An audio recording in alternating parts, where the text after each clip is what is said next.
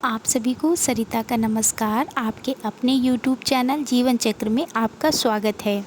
आज मैं लेके आई हूँ कि पितर पक्ष में अगर आपको अपने पितरों की पुण्यतिथि का ज्ञान नहीं है तो हमें किस दिन उनका श्राद्ध करना चाहिए और श्राद्ध से संबंधित क्या क्या जानकारी होनी चाहिए, आज हम उस बारे में भी बात करेंगे। तो चलिए देर किए बगैर वीडियो स्टार्ट करते हैं।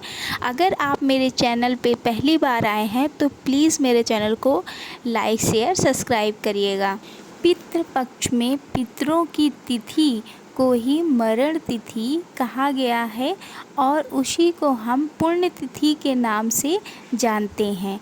पुण्यतिथि को ही हमें पितरों का श्राद्ध करना चाहिए, लेकिन अगर आपको उनकी पुण्यतिथि का ज्ञान नहीं है तो हम अमावस्या को भी श्राद्ध कर सकते हैं।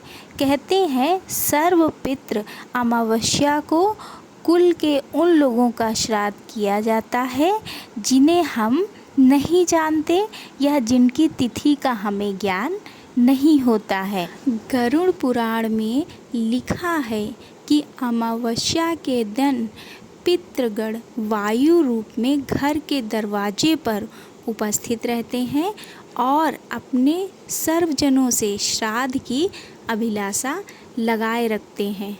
जब तक सूर्य अस्त नहीं हो जाता तब तक वे भूखे प्यासे व्याकुल होकर वहीं खड़े रहते हैं और श्राद्ध नहीं होने पर सूर्य अस्त हो जाने के पश्चात वो निराश होकर दुखित मन से अपने अपने लोक में चले जाते हैं।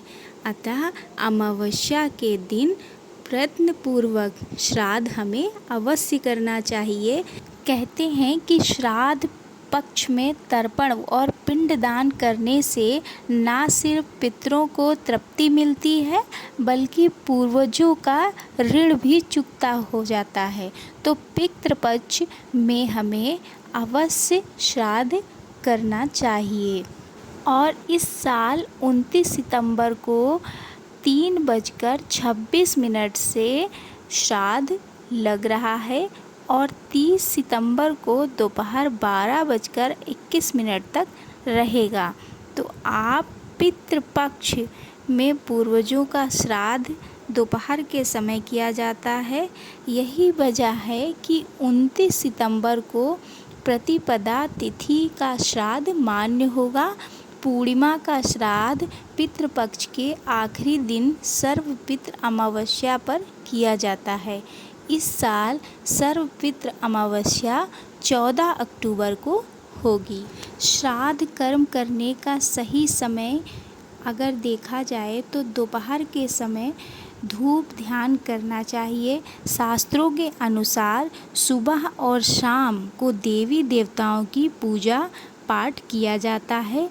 दोपहर का समय पितरों को समर्पित किया गया है।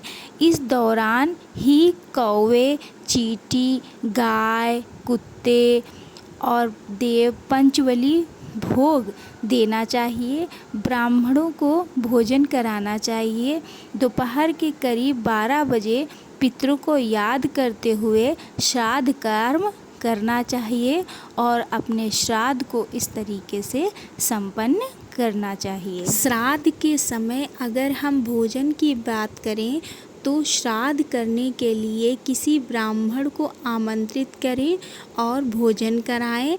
अपनी सामर्थ्य के अनुसार ब्राह्मण को दक्षिणा अवश्य दें। श्राद्ध के दिन अपनी सामर्थ्य और इच्छा अनुसार खाना बना सकते हैं। कोशिश करें कि आप जिस व्यक्ति को श्राद्ध करा रहे हैं उसकी पसंद के मुताबिक खाना बनाएं तो ज़्यादा उचित रहेगा। श्राद्ध के दिन लहसुन प्याज रहित सात्विक भोजन ही घर की रसोई में बनाना चाहिए। भोजन में से सर्वप्रथम गाय, कुत्ते और कौवे के लिए ग्रास अवश्य निकाल देना चाहिए। कहते हैं कि यही सब जीव यम के काफ़ी निकट हैं। आप हमारे साथ इसी तरह बने रहिए। राधे राधे।